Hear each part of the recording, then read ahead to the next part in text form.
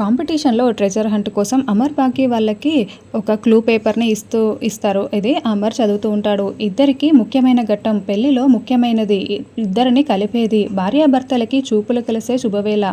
నన్ను కనుక్కో, క్లూ పట్టుకో అని భాగి చదువుతూ ఉంటుంది. చూపులు కలిసే శుభవేళ అంటే పెళ్లి చూపులు. ఇక్కడ పెళ్లి చూపులకి సంబంధించినవి ఏమున్నాయి అని అమర్ చుట్టూ వెతుకుతూ ఉంటే భాగి కూడా వెతుకుతూ ఉంటుంది. చిత్రకు వచ్చిన పేపర్ క్లూని చదువుతూ ఉంటుంది. రాజ్యంలో చిన్నవాడినైనా పెద్ద పాత్రని పోషిస్తూ ఉంటాను. నన్ను కనిపెట్టు, నా వెనుక ఉన్న మరో క్లూ పట్టు అని చిత్ర చదువుతూ ఉంటుంది. ఏంటి వినోద్ ఇది? రాజ్యంలో చిన్నవాడంటే ఏమై ఉంటుంది అని చిత్ర అడగడంతో ఏమో నాకు తెలీదు అని వినోద్ అంటాడు. అయ్యో ఆలోచించు వినోద్, ఆలోచించు. ఇప్పుడు మనం ఆలోచించి గెలిస్తేనే ప్రైజ్ మనీ మనకు వస్తుంది, లేకపోతే రాదు. ప్లీజ్ ఆలోచించు అని చిత్ర టెన్షన్ పెడుతూ ఉంటుంది. భాగి అక్కడికి వెళ్ళి చూద్దాం పదా అని అమర్ అంటూ ఉంటాడు. ఏమండి, చూపులు కలిసే శుభవేళ అంటే పెళ్లి చూపులు కాదండి. మన సాంప్రదాయం ప్రకారం పెళ్లి కొడుకు పెళ్లి కూతురు మొట్టమొదటిసారి చూసుకునేది తెరసాల, అంటే జీలకర్ర బెల్లం పెట్టుకున్న తర్వాత అని భాగి చెప్పడంతో అయితే మన నెక్స్ట్ క్లూ జీలకర్ర బెల్లం దగ్గర ఉంటుంది, అయితే పద భాగి వెతుకుదాం అని అమర్ అంటాడు. అప్పుడే అక్కడ షార్ట్ సర్క్యూట్ జరిగి పవర్ పోతుంది. దాంతో అక్కడ మొత్తం మంటలు వస్తూ ఉండడంతో పవర్ షార్ట్ సర్క్యూట్ అయింది, మొత్తం బయటికి వెళ్ళండి, అందరూ బయటికి వెళ్ళండి, పరుగులు పెట్టండి అని ఆర్గనైజర్లు అరుస్తూ చెప్తూ ఉంటారు. దాంతో అందరూ కూడా చెల్లాచెదురుగా పరుగులు పెడుతూ ఉంటారు. ఇమీడియట్గా ఫైర్ ఇంజన్కి కాల్ చేయండి అని అరుస్తూ ఉంటారు. భాగి పద భాగి అని అమర్ కూడా భాగి చేతులు పట్టుకొని వెళ్తూ ఉంటారు. చిత్ర అటు ఇటు పరుగులు పెడుతూ ఉంటుంది. అప్పుడు వినోద్ చిత్ర ఎక్కడా ఎక్కడా అని వినోద్ కేకలు పెడుతూ ఉంటాడు. అప్పుడే ఒక ఆవిడ నన్నెవరైనా కాపాడండి ప్లీజ్, నన్ను కాపాడండి సార్ అని మంటల్లో ఇరుక్కొని అరుస్తూ ఉంటుంది.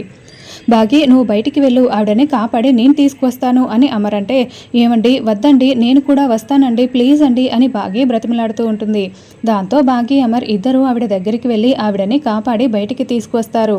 అమర్ ఆవిడని కాపాడి బయటికి తీసుకువచ్చి అందరూ బాగానే ఉన్నారు కదా అని అడుగుతూ ఉంటే సార్ అందరం బాగానే ఉన్నాం సార్, ఎవరికి ఏమీ కాలేదు సార్, ఫైర్ ఇంజన్కి కాల్ చేశాము వస్తుందంట సార్ అని ఆర్గనైజర్ చెప్తూ ఉంటాడు.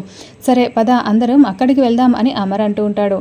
Thank you sir, thank you so much కాపాడినందుకు అని ఆర్గనైజర్ మరీ కృతజ్ఞతలు తెలుపుకుంటూ ఉంటాడు. ఆరు గుప్తా గారు ఇంకా పిల్లలకి కాపలాగా అక్కడే రూమ్లో కూర్చొని ఉంటే మనోహరి తల పట్టుకొని సోఫాలో కూర్చొని రిలాక్స్ అవుతూ ఉంటుంది. తర్వాత మళ్ళీ గేమ్ దగ్గర అందరూ హాల్లో కూర్చొని ఉంటారు. టైం గాడ్ ఎవరికి ఏమీ కాలేదు. ముఖ్యంగా అమరేంద్ర భాగమతి గారికి నేను స్పెషల్గా కృతజ్ఞతలు తెలుపుకుంటున్నాను. అందరూ వాళ్ళ ప్రాణాల కోసం పరుగులు పెడుతూ ఉంటే వాళ్ళు మాత్రం ఆవిడని కాపాడారు, అందరినీ కూడా కాపాడారు. Really very good job sir అని మరీ వాళ్ళిద్దరిని పొగుడుతూ ఉంటారు. ఫస్ట్ రౌండ్లో వాళ్ళిద్దరూ పిల్లల గురించి మాట్లాడుకోవడం చూసి అసలు వీళ్ళు ఒక్క రౌండ్ కూడా క్వాలిఫై అవ్వలేరనుకున్నాను. కానీ ప్రేమకి 1-2లతో అసలు సంబంధం లేదు. ఇక్కడ విన్ అయింది మరెవరూ కాదు, అమరేంద్ర భాగమతి గారే. నౌ వీఆర్ విన్నింగ్ ద 2025 అని చెప్పడంతో అందరూ క్లాప్స్ కొడుతూ ఉంటారు. అమరేంద్ర భాగమతి గారు మీరిద్దరూ స్టేజ్ మీదకి రావాల్సిందిగా కోరుతున్నాము అని ఆర్గనైజర్ చెప్పడంతో భాగ్య అయితే దేవుడికి దండం పెట్టుకుంటూ క్లాప్స్ కొడుతూ చాలా సంతోషపడుతూ ఉంటుంది. భాగ్య సంతోషాన్ని చూసి అమర్ కూడా చాలా సంతోషపడుతూ ఉంటాడు. చిత్ర మాత్రం వీళ్ళ వైపు చూస్తూ కుళ్ళుకుంటూ ఉంటుంది. వినోద్ కూడా సంతోషంగా క్లాప్స్ కొడుతూ ఉంటాడు.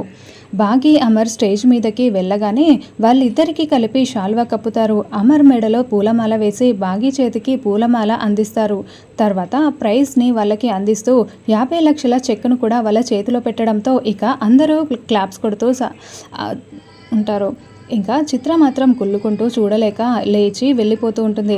చిత్ర ఆగు ఆగు అంటూ వినోద్ వెనకాలే పరుగులు పెడుతూ వస్తూ ఉంటాడు.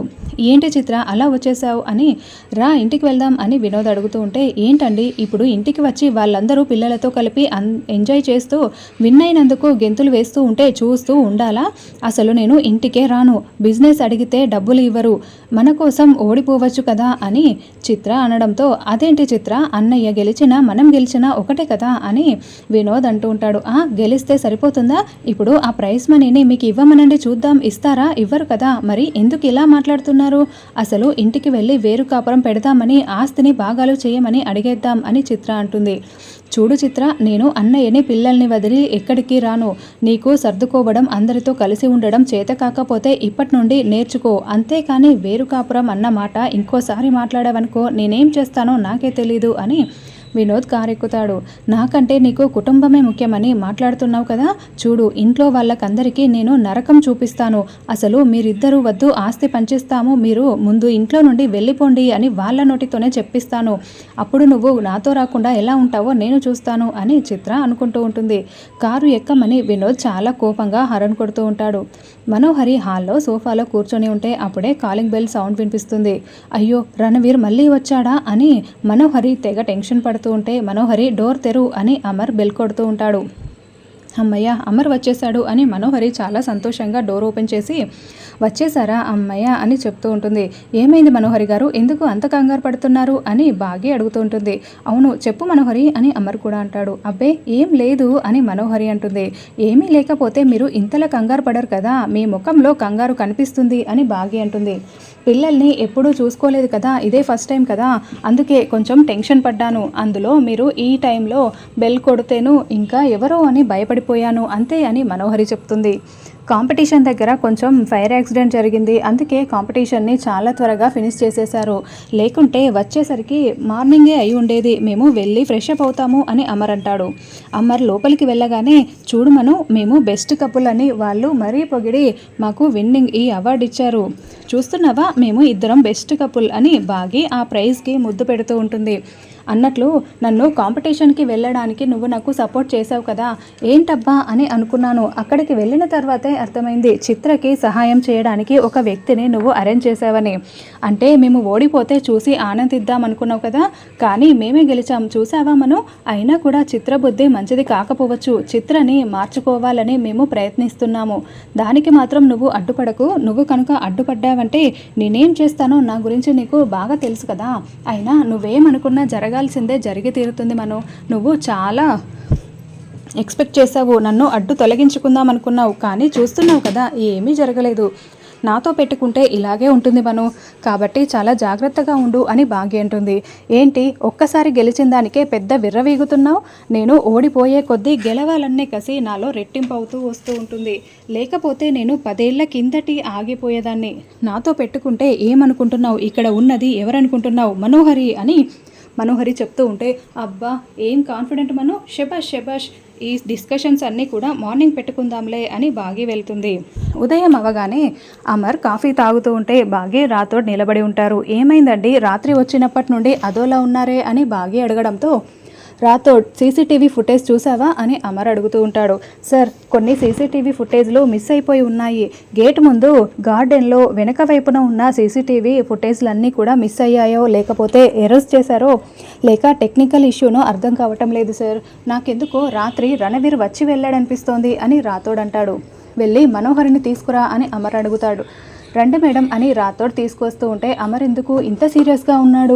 కొంపతీసి నిజం తెలిసిపోయిందా అని మనోహరి అనుకుంటూ, చెప్పు అమర్ అని అడగడంతో, రాత్రి ఏం జరిగింది మనోహరి, ఎవరైనా వచ్చారా అని అమర్ అడుగుతూ ఉంటే, అమర్ తెలుసుకోవాలని అడుగుతున్నాడా లేకుంటే తెలిసి అడుగుతున్నాడా అని మనోహరి మనసులో అనుకుంటూ, రాత్రి కొంచెం డిస్టర్బెన్స్ అయితే జరిగింది అమర్.